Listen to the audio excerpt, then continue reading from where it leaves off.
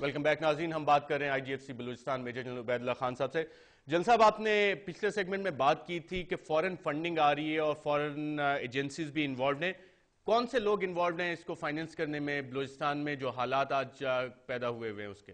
Unfortunately شاید میں ملکوں کے نام نہ لے سکوں because I am a security organisation, federal agency ہوں. I am not foreign office یا منسٹری آف انٹیریئر, یہ ان کا کام ہے. لیکن ملک کے جو دشمن ہیں, جو آپ کو بھی پتہ ہے, جو سب کو پتہ ہے, وہ بلوچستان کو ڈی اسٹیبلائز کرنے میں بھی ان کا بہت ایکٹیو رول ہے. اور اس کے بارڈر کے باہر سے ان کی فنڈنگ, ان کی فائنینسنگ, ان کی ڈائریکشن تمام تینوں آ رہی ہیں. آپ کو بالکل کلیئر ہونا چاہیے. ان کی ٹیلی فون کمیونیکیشنز ریکارڈ پہ ہیں. They are very clear indications کہ ہر طرح سے انوالو ہیں یہاں کے لوگوں کو فائنینس کرنے میں, ان کو گائیڈ کرنے میں, ڈائریکٹ کرنے میں اور فنڈ کرنے میں. جنرل صاحب, اس میں صرف ریجنل کنٹریز ہی انوالوڈ ہیں یا کہ کچھ ویسٹرن گورنمنٹس کی انوالومنٹ بھی نظر آئی ہے آپ کو؟ I would avoid answering that question. General صاحب, اس حوالے سے آپ نے فارن آفس یا انٹیریئر منسٹری کو رپورٹس بھیج دی ہیں اپنی؟ They have all the data, all the information from all the tentacles. I'm not the only organization. Investigative کام میرا ہے نہیں. Actually there are other better agencies than me جو اس میں زیادہ بہتر انپوٹ رکھتی ہیں. وہ گائے بگائے ان کے ساتھ شیئر کرتی رہتی ہیں اور وہ اس کو اپنے لیول پہ, اپنے چینلز پہ اس کو ایشو کو ریز کرتے رہتے ہیں تاکہ پاکستان کے تمام مسائل کو ایڈریس کیا جا سکے. جنرل صاحب, 2001 کے بعد بہت سارے افغان ریفیوجیز بلوچستان میں بھی آ کے سیٹل ہوئے اور اس کے بعد پچھلے 9-10 سال میں ہم نے دیکھا کہ پاکستان کے خلاف مغربی اخبار میڈیا میں رپورٹس آتی رہیں کہ طالبان یہاں پہ موجود ہیں.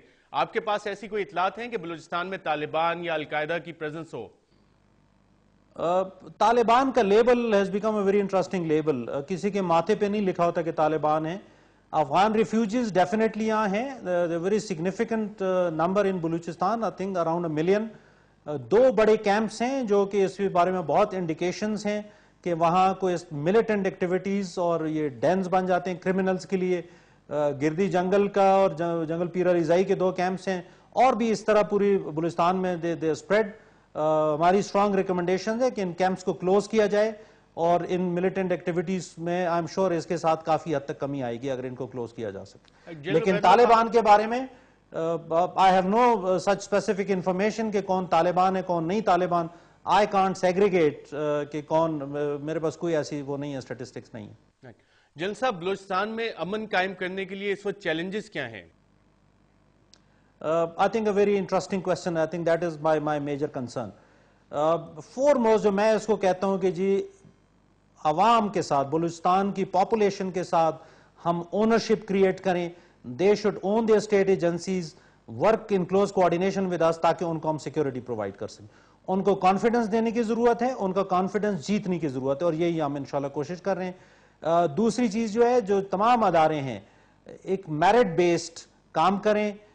یہاں کے لوگوں تک جابز پرووائڈ کی جائیں, جو بچے ہیں ان کو ایجوکیشن پرووائڈ کی جائے, اور جو ملیٹنٹ آرگنائزیشن ہے ان کو پرو ایکٹیو انداز میں ایکسپوز کیا جا سکے ان کی ایکچوئل انٹینشنز کے بارے میں. انفارچونیٹلی یہ نہیں ہو پاتا بیکاز ان کی کوئرسو کیپیبلٹیز بہت ہیں. جو ادارہ جو بھی ان کی خلاف کوئی آواز اٹھاتا ہے یا امن کی آواز اٹھاتا ہے اس کو کوئرس کیا جاتا ہے, اس کی آواز کو دبایا جاتا ہے. اس لیے آپ دیکھ رہے ہوں گے کہ بلوچستان کے بارے میں جو امن کی آوازیں ہیں, جو ڈیولپمنٹ کی آوازیں ہیں, یا جو ملیٹنسی کو کنڈیم کرنے کی آوازیں ہیں, وہ بہت کم ہیں. That makes our job very difficult.